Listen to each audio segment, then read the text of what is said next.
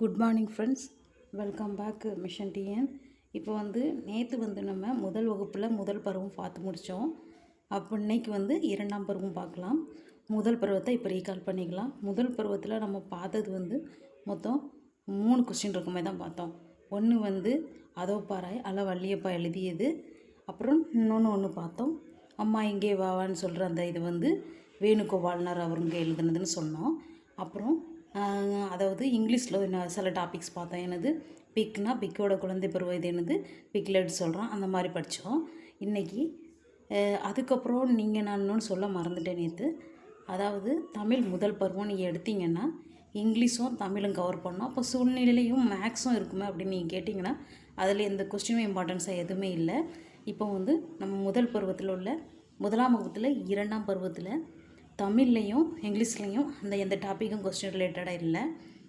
அப்புறம் மேக்ஸில் பார்த்திங்கன்னா இதில் நம்பர்ஸ் சொல்லி கொடுக்குற மாதிரி தான் இருக்குது. 1 to 12 வரைக்கும் சொல்கிற மாதிரி தான். அப்புறம் வடிவியல் சொல்கிற மாதிரி இருந்துச்சு. இதில் கொஸ்டின் ரிலேட்டடாக எந்த பக்கத்தில் வருது அப்படின்னு பார்த்திங்கன்னா 58வது பக்கத்தில் ஒரே ஒரு கொஸ்டின் நமக்கு கேட்குறதுக்கான வாய்ப்பு உள்ளது இருக்குது.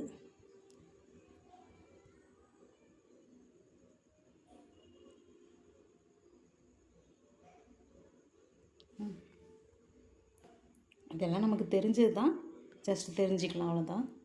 58ஆம் பக்கத்தில் என்ன போட்டிருக்காங்கன்னா, நம் உடல் நலமாக இருக்க நீர் அவசியம்னு சொல்லியிருக்காங்க. அது மட்டும் இல்லாமல் ஒரு நாளைக்கு 6 முதல் 8 குவளை நீரை நாம் கட்டாயமாக பருக வேண்டும். என்ன அளவு?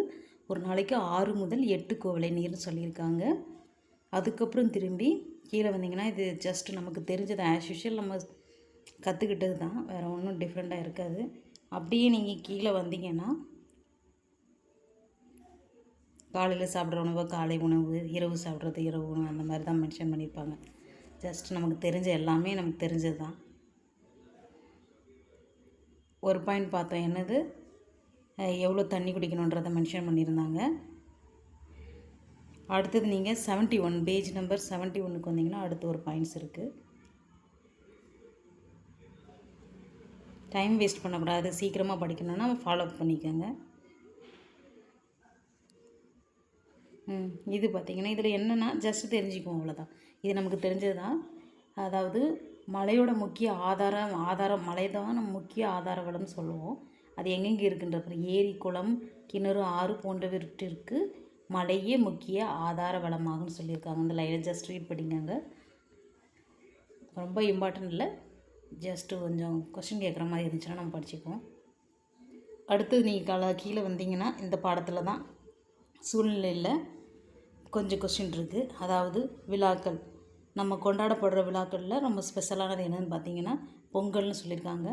பொங்கல் ஏன் கொண்டாடுறாங்க அப்படின்ற மாதிரி சொல்லுது. பொங்கல் என்பது அறுவடை திருநாள், அந்த ஒரு வார்த்தை இருக்குது. ஒரு கொஸ்டின் கிடச்சிருச்சிங்களா. ரெண்டாவது நீங்கள் கீழே வந்தீங்கன்னா நாம் பொங்கல் திருநாளை நாம் எத்தனை நாள் செலிப்ரேட் பண்ணுவோன்னு கேட்டிங்கன்னா 4 நாட்கள் செலிப்ரேட் பண்ணுவாங்க. முதல் நாள் போகி, இரண்டாம் நாள் தை கொண்டாடுவாங்க, தை பொங்கல். முதல்ல எரிப்பாங்க, அந்த மாதிரி கெட்டதெல்லாம் எரிப்பாங்க அப்படின்ற மாதிரி ஞாபகம் வச்சுக்காங்க, போகி. இரண்டாம் நாள் தை பொங்கல். மூன்றாம் நாள் பார்த்திங்கன்னா மாட்டு பொங்கல். அப்புறம் காணும் பொங்கல். ஓகேங்களா.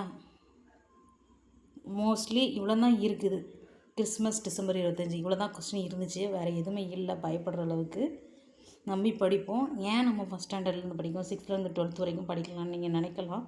ஜஸ்ட் நமக்கு ஒரு சாட்டிஸ்ஃபேக்ஷன் வேணும் அப்படின்னு நீங்கள் நினச்சிங்கன்னா ஃபஸ்ட்லேருந்து படிக்கிறது தான் பெட்டர். ஏன்னா நம்ம பேப்பர் 1 பொறுத்த வரைக்கும் 1 to 5 வரைக்கும் நம்ம எடுக்கிற மாதிரி இருக்கும். அப்போ அதுலேருந்து மோஸ்ட்லி கேட்க வாய்ப்பு இருக்குது. அதனால் 1 கேட்டாலும் 1 மார்க்குனாலும் அது 100 மார்க்குக்கு சமம் அப்படின்னு நினச்சி படிங்க. எதையும் ஒமிட் பண்ணாதீங்க, ஃபாலோ பண்ணுங்கள். தேங்க்யூ ஃபார் வாட்சிங்.